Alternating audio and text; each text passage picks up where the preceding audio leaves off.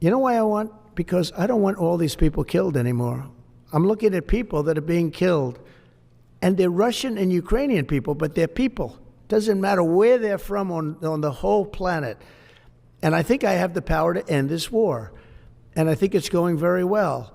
But today I heard, oh, well, we weren't invited. Well, you've been there for 3 years. You should have ended it 3 years. You should have never started it. You could have made a deal. I could have made a deal for Ukraine that would have given them almost all of the land, everything, almost all of the land, and no people would have been killed, and no city would have been demolished, and not one dome would have been knocked down. But they chose not to do it that way. And President Biden, in all fairness, he doesn't have a clue. What he was so bad for this. He was so bad, so pathetic, so sad.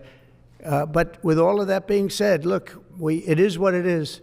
When I left, there was no chance that this could have happened. But it happened because we had incompetent leadership at many different levels.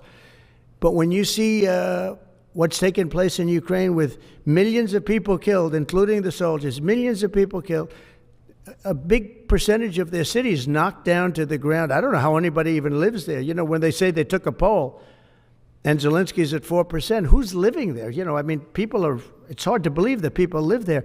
Their cities are being knocked down, and this is something that would have never happened. And by the way, for 4 years, it didn't happen. It was never going to happen. Look, you have leadership, and I like him personally. He's fine. But I don't care about personally. I care about getting the job done. You have leadership now that's allowed a war to go on that should have never even happened, even without the United States. Look, we had a president who was grossly incompetent. He had no idea what he was doing. He said some very stupid things, like going in for portions and all of the things. He made a lot of bad statements, but he's grossly incompetent, and I think everyone knew that. This is something that should have never happened, would have never happened. And I used to discuss it with Putin.